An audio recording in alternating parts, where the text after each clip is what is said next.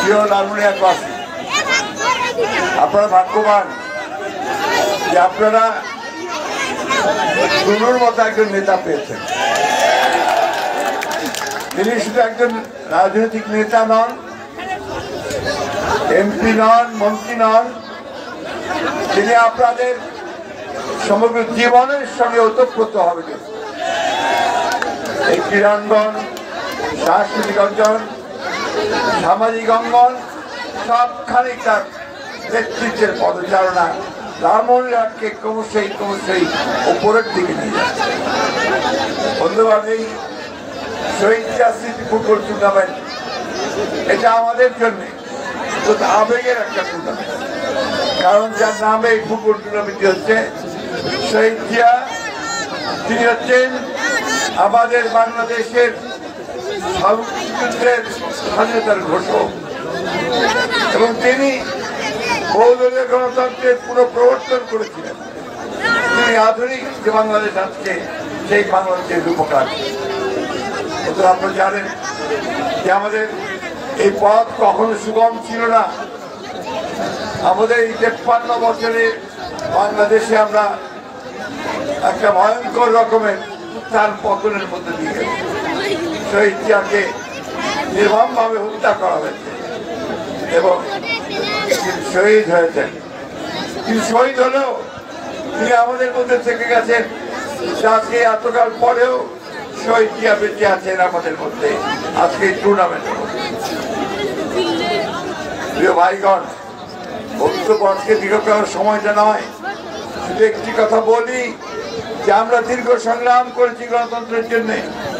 আমাদের নেত্রী দেশনেত্রী বেগম খালেদা জিয়ার নেতৃত্বে এবং আমাদের ভারপ্রাপ্ত চেয়ারম্যান তারেক রহমানের নেতৃত্বে আমরা দীর্ঘ 15-16 বছর ধরে লড়াই করে আজকে একটা ফ্যাসিস্ট মুক্ত বাংলাদেশে পরিচিতি করছি। আমাদের ছাত্র সমন্বয়কারীরা, ছাত্ররা, জনতা তাদের বুকে রক্ত ঢেলে দিয়েছে।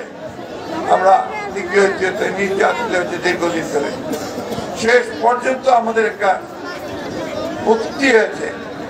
এই মুক্তিকে আমাদের সুসংগত করতে হবে। আজকে কোনো ভুল পদক্ষেপ নিয়ে আমরা আমাদের বাংলাদেশের স্বাধীনতা সার্বভৌমত্বকে যেন কোনোভাবেই হুমকির সম্মুখীন না করি। তার জন্য প্রয়োজন আমাদের ঐক্য, সকল মানুষের, দলের, মতের সকলের ঐক্য। তাই আজকে কোনো বিভেদ নয়, আজকে ঐক্যের মধ্যে দিয়ে আমরা সামনে এগিয়ে যাব।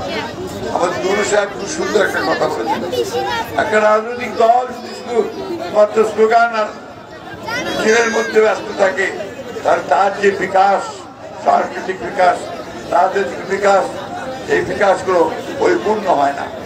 আজকে গুরু সাহেব আমাদেরকে সেই পথ দেখিয়েছেন।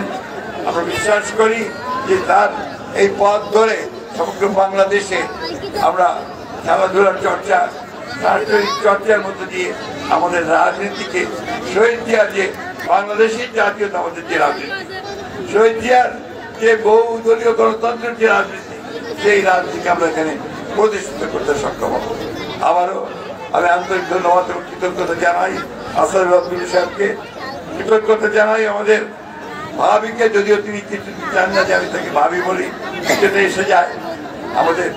আমাদের কলেজের উদ্যোক্তা এবং একই সঙ্গে তার ছেলেকে তাদের অত্যন্ত আন্তরিক আত্মীয়তার জন্য আপনাদের কাছে ধন্যবাদ জানাই। আমাদের সুশৃঙ্খল এই একটা পরিবেশের জন্য এবং আজকে যারা এসছেন এখানে তাবি লওয়াল, আমিনুল খালেদ সাহেব, এবং দুই আমিনুল তাদের সকলকে, আপনাদের সকলকে বিভিন্ন জেলা থেকে এসছেন, সকলকে আন্তরিক শুভেচ্ছা ও ধন্যবাদ।